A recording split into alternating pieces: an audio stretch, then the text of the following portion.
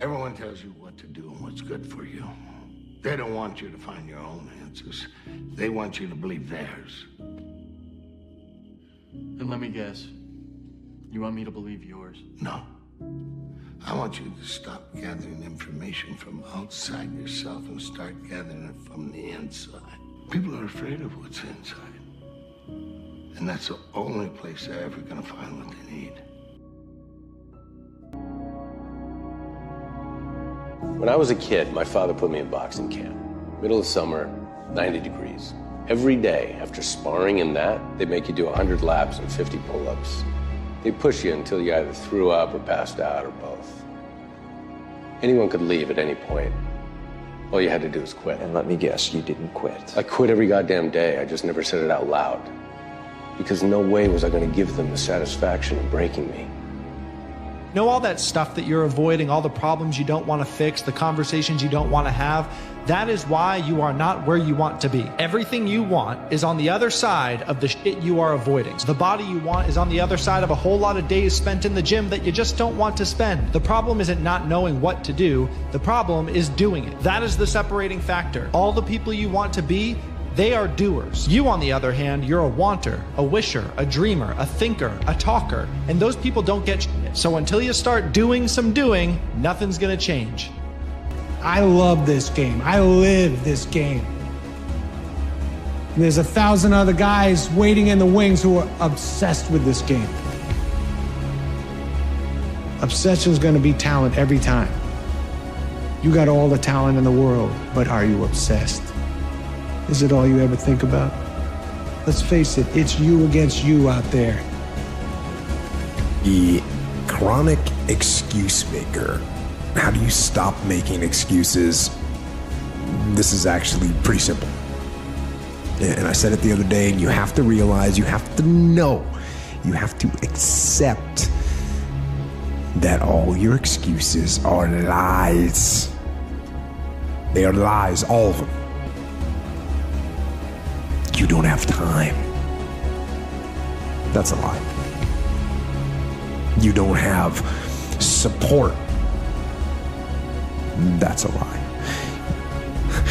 And you're too tired, or you're too sore, or you're just plain not feeling it. Lies, lies, lies. And the list goes on and on and on. And it doesn't stop if you don't make it stop.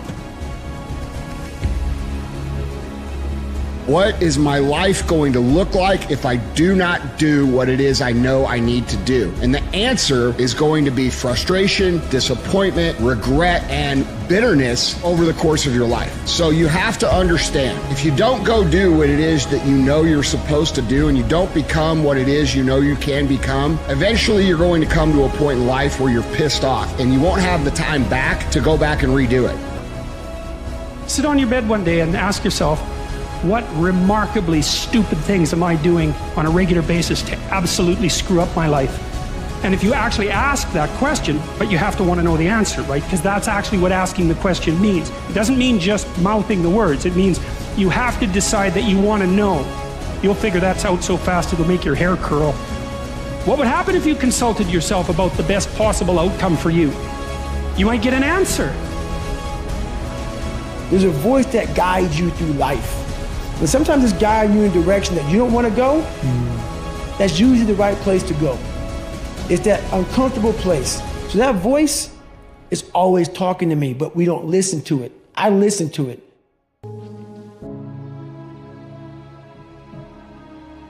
You got a choice. You got talent. You got a chance, and I want to hear about your environment, what your mama didn't give. You got a chance. Use it while you're still alive. You don't know what death is. You have no idea what death is. You must commit yourself to excellence. You must commit yourself to becoming the best. And the wonderful thing is that excellence is a journey. It's not a destination. You never get there. The more I develop, the more I learn about myself, the more I realize how much we're burdened by the things we carry from our past.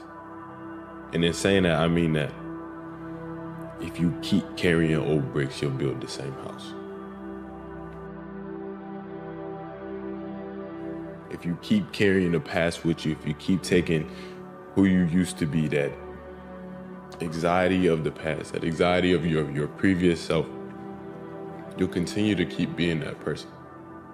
And I don't say that just to say that you should just let go of your past self. It's not about letting go. It's not about disregarding. It's not about getting rid. I think we need to get that out of our mentality, because in all aspects of ourselves, I don't think we get rid of anything. I think we change it. It's about renovation, not disregarding. A warrior does not give up what he loves, Dan. He finds the love in what he does. Look at me! Look at me. I have a metal rod in my leg.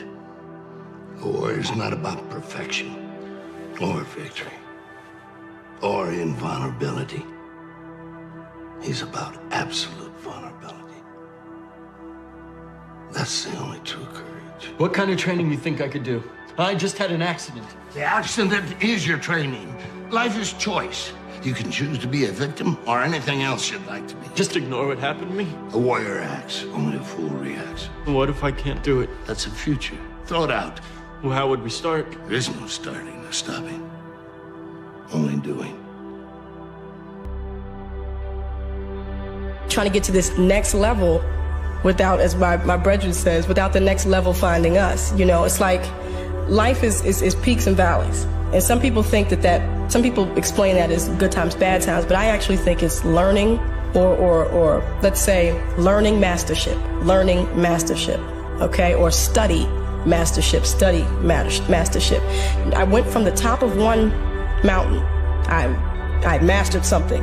I'd mastered something and people appreciated it. But, you know, once you're on the top of that mountain, you have to go this way. And that's what you stay stuck on top of one hill, one mountain, when, you know, God's intention is that we study and master a bunch of different things.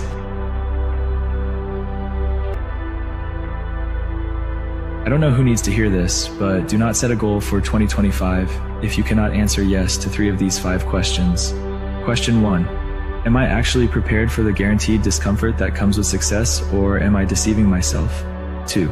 Am I ready to work on this goal like it's my last chance? 3. Am I ready to cut off that stupid thing I do every day that's taking me further from this goal? 4. Am I willing to ignore distractions to make this happen? And finally, am I willing to embrace failure as part of success? So, how many yeses did you get? Think about it. How much time have you spent this year trying to figure things out? Cooking up the perfect strategy, gathering endless knowledge, watching tutorial after tutorial. And how much have you actually accomplished? Nothing, right? Because change does not happen through planning. It happens through action. Here's the truth. You don't need to see the whole path. You simply need to take the first step. Take action, collect data, then use that data to adjust. The more you act, the more you learn. The more you learn, the more you grow. Like Iro said, you can't always see the light, but you will find it if you keep moving. Don't let perfection hold you back. The life you want is waiting for you. It's time to go after it. The journey. Journey is what brings us happiness, not the destination. The pain of discipline or the pain of regret. Go for the discipline because it weighs ounces. The regret weighs tons because it can accumulate. Proud of how you've been showing up lately. There's a lot on your plate, no doubt. And it might feel like you're falling behind, but you're not. You're overcoming stressful situations. You're fighting for your mental health. You're doing your best. The only thing you're falling behind on is giving yourself the credit you deserve. Because at any given moment, you're doing way better than your inner critic would like to admit. You have a plan and you have a process. When opposition, adversity, challenges, uncertainty